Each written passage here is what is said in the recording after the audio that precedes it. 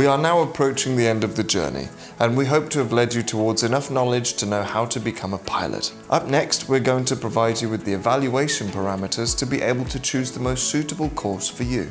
It's important that everyone builds their own path through a series of personal and subjective evaluations that don't concern other people. It concerns your life, and not that of which, even in the best of faith, of those who aim to direct you to one particular side. You will have seen that in all our lessons, we have never allowed ourselves to say that one course is better than another, that one thing is forbidden or another useless. But we have aimed rather to give indications so that everyone can have a complete knowledge. It is therefore necessary to split the evaluations into two. The first on the path you want to attend, and the second on the school you will decide to rely on. As far as the path is concerned, it is inevitable to make a first step with regards to costs, combined with payment planning. Even with the same cost between modular and integrated, if you choose to make the instrumental qualification, the costs remain almost the same. With the modular, you can spread them over several years by evaluating step by step how to plan your activity. Whereas with the integrated one, you must be aware that in a maximum of 3 years, you must have the full amount available. The second parameter, as already discussed several times, concerns the difficulty of an integrated course compared to a modular course. Starting with a PPL course in your mother tongue, where the 9 subjects are developed from the base, offers you the possibility of having a much more friendly and acceptable entry level for any person. Having said that, starting an integrated course is not impossible, but a little preparation in advance would be very useful. As for the timing, however, the issue becomes more complicated, because in addition to the payment scheduling we mentioned earlier, there is also a request of commitment that must be taken into account both didactically and physically.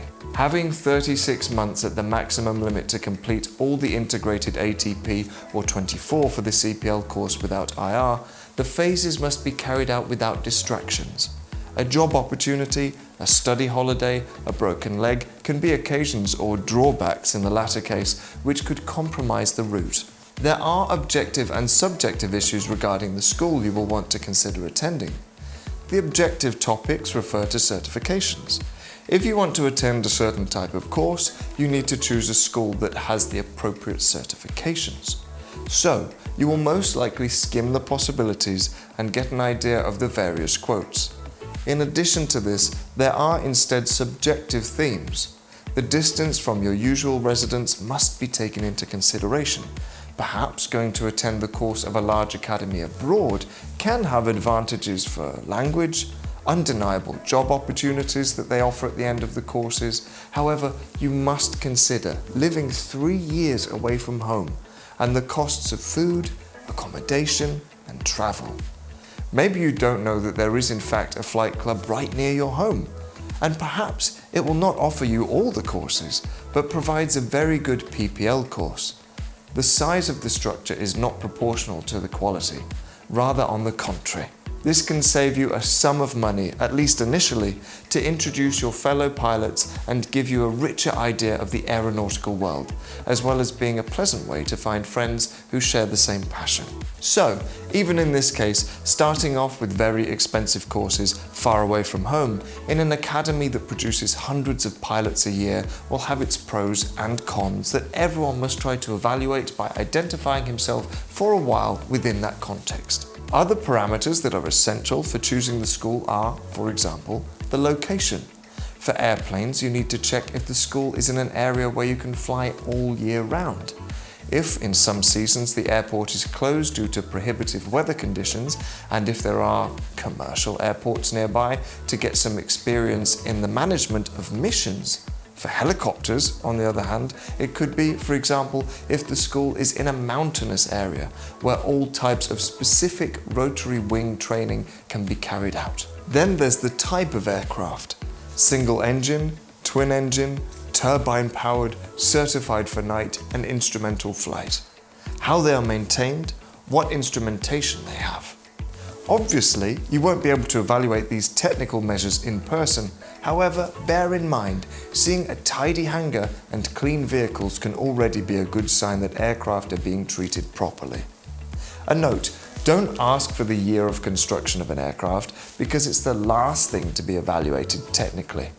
There are planes that are over 40 years old and fly better than new ones. Just perform proper maintenance and keep them well. Also, remember that it's important to visit the school, get to know the people, and see the structure before deciding where to enroll. You have to feel at home. And then to see if they have flight simulators, owned or rented. They can be used for the basic instrumental part. Of course, there are also the facilities to consider. If there is a guest house, for example, a kitchen available to students, a study room, computers, or a library. Finally, pay attention to the costs included or excluded. Theory exams, the fees to be paid to the authority for the issue of the license, the hours of theoretical lessons that you could need to ask the instructors to repeat some of the subjects, the pre-exams, the participation in the club. There are many voices which, however insignificant they are, all added up will make you come up with a few €1,000 more if they're not specified. Maybe they can't be determined beforehand, but at least ask an estimate. The last consideration is certainly regarding the agreements with the airlines, and here there are two paths. The first is to be careful with those who guarantee you a job after the license, because no one can guarantee that this would be so. The second is that the market is very variable over the years. Companies are closed, new ones are then opened, and it really is difficult to make a 3-year estimate of what the future situation will be. When you have many quotes and all the information from the different schools at hand, in addition to the costs, try to compare these particularities as well, so as not to get caught up in the enthusiasm of choosing solely due to low cost, but rather choose schools that are suitable for you. Within our platform, you'll be able to find the mentoring request form to let you follow your decisions step by step, not so much to give you advice, which as we've already said remain very subjective, but rather to try and solve doubts, provide you with the questions you need to ask yourself and that which you have to do at schools, rather than give you pre-packaged automatic answers.